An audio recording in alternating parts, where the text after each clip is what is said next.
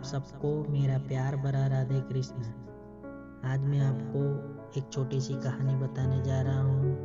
कैसे हम इस संसार की मोह माया के पीछे हमारा भविष्य खराब कर लेते हैं, हमारा जन्म खराब कर लेते हैं। तो पूरा वीडियो को देखकर चैनल को सब्सक्राइब जरूर कर देना। एक छोटे से गांव में सब लोग बड़े ही धार्मिक प्रवृत्ति वाले लोग रहते थे और गांव का मुखिया बड़ा ही दयालु और लोगों का भला करने वाला था। वह दिन रात निरंतर भगवान का नाम जप करता रहता था और दूसरों की दुख और तकलीफों का निवारण करता था। एक दिन रात को भगवान उसके सपने में आकर कहा, कल शाम को मैं तुम्हें गांव के बाहर जो पर्वत है वहां मैं तुम्हें साक्षात दर्शन दूंगा, तुम सबको लेकर आ जाना। तो उसने दूसरे दिन सुबह ही पूरे गांव में संदेशा कहलवा दिया कि हमारी भक्ति से भगवान प्रसन्न हो गए हैं और हम सबको दर्शन देने वाले हैं। तो सब लोग शाम को मेरे साथ पर्वत के पास आ जाना। तो पूरे गांव में सुबह से ही लोग भजन और कीर्तन करने लगे। फिर जब शाम होने को आई तो गांव के मुखिया ने कहा, चलो हम पर्वत की ओर जाते हैं।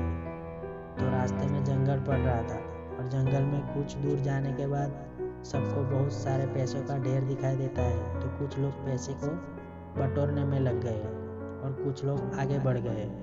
अब आगे जाकर इधर उधर चांदी बिखरी पड़ी थी, तो कुछ लोग उसे बटोरने में लग गए। अब कुछ लोग बचे, उन्होंने कहा नहीं नहीं, हमें तो भगवान से मिलना है, हमें इसके चक्कर में नहीं पड़ना चाहिए।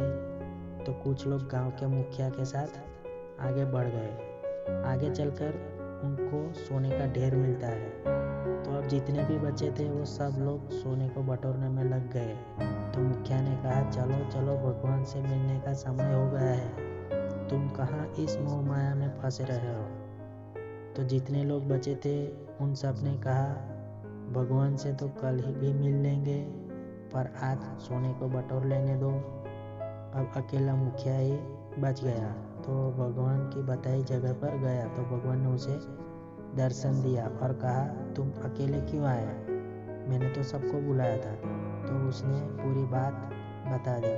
तब भगवान ने कहा, ये सब मेरी माया है जिसमें सब लोग उलझ जाते हैं और पूरी जिंदगी निकाल देते हैं, और यह दुर्लभ मनुष्य जीवन जो हजारों पुण्य के बाद हमें मिलता है उसे गवा देते हैं।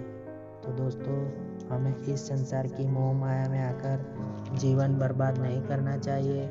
अच्छे कर्म करने चाहिए, दूसरों की मदद करनी चाहिए, दान पुण्य करना चाहिए, गाय कुत्ते को रोटी खिलानी चाहिए, भगवत गीता का पाठ करना चाहिए, निरंतर भगवान का नाम जप करते रहना चाहिए और अपनी चैनल को लाइक शेयर और सब्सक्राइब जरूर कर देना।